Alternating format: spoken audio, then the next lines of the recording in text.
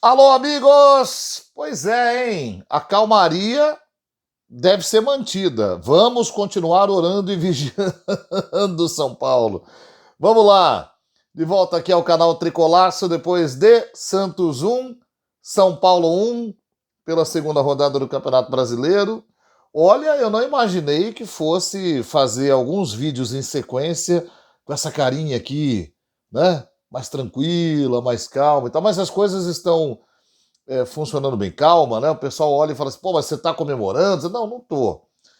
Poderia ter vencido o jogo, mas vamos por partes. Primeiro, estamos falando de um clássico, é um clássico repetido, então os times absorvem vícios uns dos outros. O tipo de mobilização para esse jogo é diferente da do jogo do sábado e também do jogo do próximo sábado. Então, se você considerar só que é um clássico fora de casa no Campeonato Brasileiro, o empate é aceitável. Se você considerar as outras variáveis, também dá para dizer que passa. Agora, a gente precisa admitir que o São Paulo poderia ter vencido a partida é, é, em vários momentos e com várias justificativas. Então vamos a elas. O primeiro tempo foi um jogo de mediano para ruim das duas equipes. Mas se teve um time que se comportou melhor, se organizou melhor e conseguiu chegar à frente com um pouco mais de qualidade, foi o São Paulo. O Santos trabalhou no começo do jogo na pressão, é verdade, se mandou para cima do São Paulo, encurralou até certo ponto o São Paulo na sua saída de bola, mas teve pouca qualidade na hora da conclusão. Depois desse começo meio apertado, o São Paulo se soltou, começou a explorar especialmente os lados para poder chegar até a área do Santos e começou a chegar, começou a levar um pouco de perigo e intensificou isso depois da conversa com o Crespo na parada. E aí, a partir dali, o São Paulo pressionou para valer mesmo, com condição real de fazer gol. Mas acabou se perdendo por causa de uma baixa, uma falha, vamos chamar assim, do Rafael. Tem algumas questões naquele lance do gol do Santos, né? A zaga do São Paulo estava muito para trás ali. Ela não estava dentro da área, mas ela não se aproximou para tentar diminuir o espaço do domínio santista. Foi muito rápido. O João Schmidt foi muito inteligente, porque tenta o chute, pelo menos tenta o chute. E aí o Rafael faz o que o goleiro não deve fazer, que é rebater para frente. Né? A gente nem vê má intenção, mas ele tinha que ter rebatido para o lado. E aí, algumas coisas em conjunto, a gente pode dizer que aconteceram ali. Houve falta de atenção da zaga, que não fez a pressão que tinha que fazer, e do próprio Rafael, que tem que estar esperando a possibilidade de um chute daquele. Porque quando o goleiro está esperando, certamente ele se programa ou se organiza para fazer uma defesa melhor, para não espalmar para frente. E aí ele rebateu para frente do pé do Zé Rafael, que estava chegando dentro da área. O próprio Zé Rafael, na hora, meio que leva um susto ali, mas converte para o gol e o primeiro tempo termina 1-0 para o Santos. Aumentou a dificuldade, porque como o São Paulo estava bem, vamos tentar analisar o seguinte, se não tem aquela falha, com a melhora do segundo tempo, o São Paulo teria provavelmente vencido o jogo. Porque no segundo tempo, o São Paulo tornou ainda mais difícil a vida do Santos. É bom que a gente diga que no primeiro quarto ali do segundo tempo, o Santos voltou a fazer pressão, porque é o time da casa, porque está devendo para sua torcida e porque sabia que o São Paulo ia tentar ir para cima, então foi para tentar ampliar, e o São Paulo teve dificuldade de sair. Mas aí o Crespo consertou as coisas, colocando a tropa de elite. Né? Ele colocou Luciano, Lucas e Marcos Antônio numa única entrada e funcionou muito bem. Na primeira articulação dos três, o São Paulo fez uma jogada linda, maravilhosa, que não terminou em gol. Se terminasse, seria a coroação de uma jogada fantástica, que envolveu os três jogadores, o Lucas, o Luciano e o Marcos Antônio, e o Caleri, que seria o quarto dessa turma, mas que já estava em campo. Depois com essa organização, o São Paulo voltou a pressionar e aí começou a fazer jogadas pelo lado direito, fazendo uma espécie de reforço com Mike e Lucas por ali, comprovando aquela tese que a gente fala de que o Lucas joga pelo lado, mas que quando entra pode revezar o lado e o centro para trabalhar, por exemplo, com o Luciano na mesma partida, né? Isso vem desde o Zubeldia e o Crespo parece que está conseguindo fazer essa mesma leitura. E foi pelo lado que o Lucas recebe bola do Mike, que vai até a linha de fundo e que cruza na medida para o Caleri chegar. Faz um golaço de cabeça, cabeceando forte, para frente, vai no canto do brasão, São Paulo empata. A partir daí, o jogo até melhora, porque o Santos também precisa tentar fazer o segundo gol, mas o São Paulo passa a ter, na minha visão, mais capacidade de fazer o segundo gol. Mas aí acontece o seguinte, a gente percebe que depois dos 30 minutos, especialmente, o time tira um pouco o pé, né? É como se os jogadores tivessem, e eu acho que estavam, alguns deles cansados sim, por causa dessa sequência. Não é exatamente uma maratona de jogos, mas é uma sequência de jogos grandes, pesados, difíceis, e que mexeram muito com a cabeça do elenco, e aí o time estava extenuado. E talvez aí, inconscientemente, os caras recolheram um pouco o pé, diminuíram um pouco a pressão, apesar do São Paulo continuar chegando. Eu senti um pouco de falta de uma pegada um pouco mais firme, tipo aquela do jogo do Flamengo da semana passada, que eu acho que o São Paulo faria o segundo gol assim. Até teve chance, mas acho que se fosse um pouco mais intenso, teria feito o segundo gol. Eu não recrimino porque eu consigo entender. Olha só, o São Paulo começou fora de casa contra o Mirassol, que é difícil pra caramba, sem salário, sem gerente de futebol, sem interlocução com a diretoria que estava mudando ali. Aí pegou o São Bernardo em casa, ganhou. Na quinta-feira tem o impeachment do Casares, né? Aí o São Paulo enfrenta o Corinthians, empata o jogo fora, começando ganhando. Você vê, um jogo contra um adversário muito difícil, toma uma traulitada. Um jogo que, pelo tamanho do adversário, o time se obriga a vencer e vence. Um clássico fora de casa contra um rival difícil, começa ganhando, toma um empate no final. Aí vem um jogo em casa, já com um clube teoricamente mudado, mas ainda precisando confirmar o que estava acontecendo. Perde para a Portuguesa, aí o seu presidente renuncia, aí vem um outro clássico, de novo fora de casa, contra um rival pesado, 3-1 no Coco, quer dizer, o time começa a desmilinguir. Mentalmente vai fazendo um peso terrível. Aí você tem uma mudança, você tem a chegada do Rafinha, você tem a apresentação da nova equipe de fisioterapia, você tem a promessa de um acerto com os jogadores, tudo na mesma semana. Jogo duríssimo contra o Flamengo, mas aí o time ganha. Mas ganha se felando em campo, se matando para ganhar de virada do Flamengo. Aí, quando você pensa que acabou, o São Paulo está no risco da zona do rebaixamento do Paulista. Tem que ganhar do Santos. Clássico, difícil, em casa, com obrigação. Vai lá, se esforça e ganha. Então, hoje foi o primeiro respiro que esse time teve, desde o começo do ano.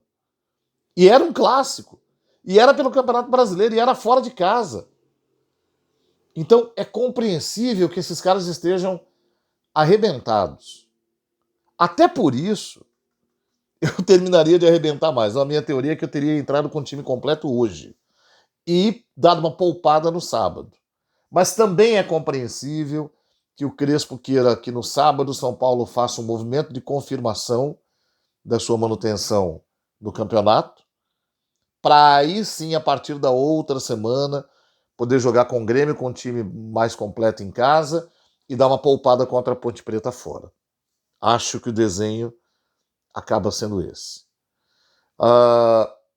Eu tenho uma observação a fazer com relação, duas, com relação a três, com relação a questões táticas que me deixaram satisfeitos com a minha opinião, mas insatisfeitos com algumas decisões.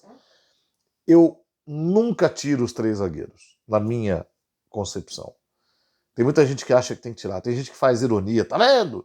Tava com 3 zagueiros pra quê? Não. 3 zagueiros dá segurança ao São Paulo. A este São Paulo. Quando o Crespo entrou com a tropa de elite, ele tirou o Alan Franco, que estava amarelado. Tudo bem, mas eu acho que comete um erro ali. E, coincidência ou não, apesar do São Paulo ter empatado, foi depois das substituições do Santos com o São Paulo com 2 zagueiros que a pressão do Santos aumentou no final do jogo. Porque o São Paulo perde um pouco de segurança na hora de dar o combate final na defesa. O Santos rondou muito a área do São Paulo. Muito. Muito. Algo que os adversários do São Paulo têm mais dificuldade de fazer quando são 3 zagueiros. Então fica a lição. É sempre a última opção. Hoje não foi. Lucas pelo lado direito é um acerto.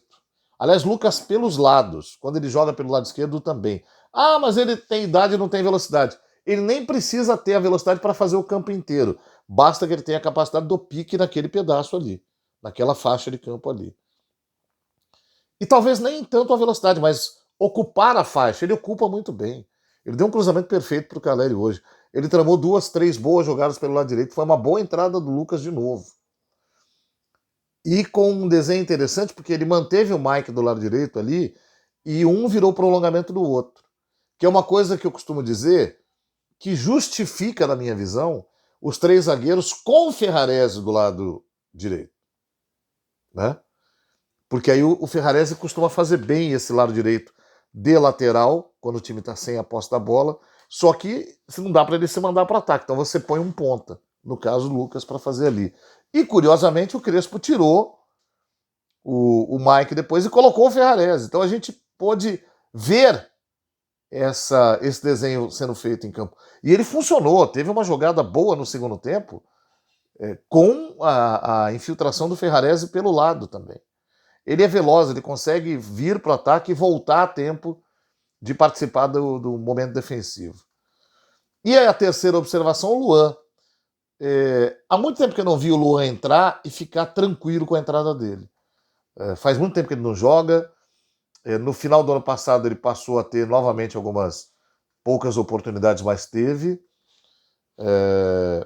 Não comprometeu em nenhuma, mas não tinha ainda brilhado.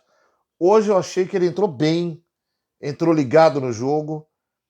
Você percebe ainda um pouco perdido no posicionamento, mas é porque está tentando se acostumar com o local que ele está em campo. Quando sentiu confiança, foi para a intermediária e trocou bola com o Lucas, com o Marcos Antônio, participou de um pequeno momento de criação ali. Eu gostei, eu acho muito positivo, porque ele inteiro é um jogador com qualidade, em quem eu já não acreditava mais há muito tempo, mas que pode ser um a mais. Pode ser um jogador a mais para ocupar essa mudança quando é necessário, de uma saída do Pablo Maia, como foi hoje, de uma não possibilidade de aproveitamento do próprio Marcos Antônio. Não fazem a mesma função, mas ocupação, falando de ocupação de posição. É importante ter um jogador desse inteiro à disposição. Então foram 3 observações positivas. Bom, tem no fim de semana o Primavera. Dentro do Morumbi, eu acho que é muito difícil o São Paulo.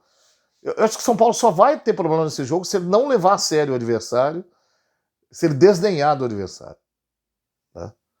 Mas é um jogo para o São Paulo ganhar e passar uma régua nesse começo de ano muito complicado e começar a olhar para o brasileiro com um pouco mais de carinho. E na quarta-feira tem o Grêmio, sempre um adversário complicado, mas que não está num bom momento, estava perdendo, não sei o que aconteceu agora na hora do vídeo, mas estava perdendo seu segundo jogo, dessa vez em casa, pelo Brasileirão, virá pressionado, e um time pressionado é mais fácil de você bater, apesar dele estar mais desesperado e poder te surpreender também. Né? Então, veremos e falaremos a respeito. Vamos às notas de hoje.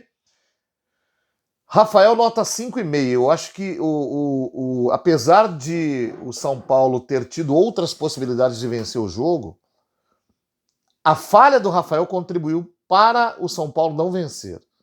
Porque o Santos criou muito pouco.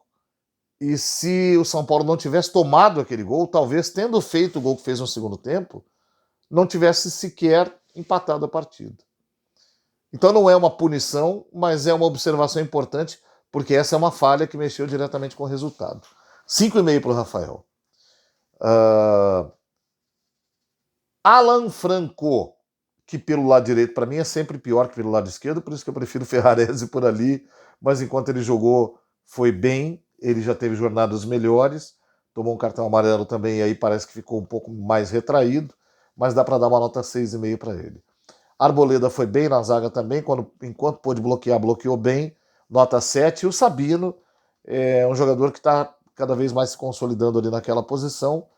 Partida boa apenas, nada espetacular, dá para ficar com uma nota 7. O Mike achei que jogou muito bem o primeiro tempo, melhor ainda uma boa parte do segundo tempo, depois saiu, provavelmente por cansaço. Hoje leva uma nota 7,5. O Pablo Maia, dessa vez, depois de muito tempo, fez um primeiro tempo digno de nota positiva, ainda longe do que já fez de positivo, mas não acho que foi mal. Vou dar uma nota 6,5 para ele. O Danielzinho fez um jogo mais apagado do que o seu habitual pelo São Paulo. Não sei se está sentindo o ritmo, a sequência de jogos pode ter pesado agora. Hoje não foi tão bem quanto nos outros jogos, leva uma nota 6,5. E nós tivemos o Bobadilha, esse eu acho que jogou bem o primeiro tempo, jogou bem o segundo tempo, participou de articulações ofensivas também, e bem, dá para dar uma nota 7 para o Bobadilha. E o Enzo Dias fez uma partida completa com boas condições, lutou muito como sempre, fez jogadas pelo lado esquerdo, 7,5 para ele. A gente teve o Tapia num bom primeiro tempo, acho que ele articulou boas jogadas, foi inteligente, soube atacar o espaço em alguns momentos e quase fez um gol. E o Caleri com o Tapia, acho que era importante a gente ver os dois juntos. E com o Caleri ele não se intimidou tanto, mas hoje a bola não entrou com ele, mas vai ficar com uma nota 7 pelo esforço também. O Caleri fez um golaço, foi um jogo duro para ele, que talvez tenha sido o jogo onde ele mais tempo ficou em campo, mas está aprovado pelo gol, pela participação, pela dedicação, leva uma nota 7,5 também. Entraram o Lucas Moura, para quem eu dou uma nota 7,5, achei que entrou muito bem. O Luciano também entrou muito ligado, participou daquela jogadaça, vou dar uma nota 7 para ele. O Marcos Antônio entrou a fim de jogo, trabalhou na articulação e foi bem de novo, nota 7 para ele. Ferrarese entrou ali, acho que hoje entrou atento, dá para dar uma nota 6,5 pelo tempo. E o Luan entrou, achei que entrou bem e merece uma nota 7, inclusive pelo esforço. Acho que cada vez que a gente vê o Luan em campo, a gente torce para que ele possa melhorar também. É isso, gente. Dê sua nota aí também, comente. Até a próxima. Valeu, obrigado, hein? Até mais.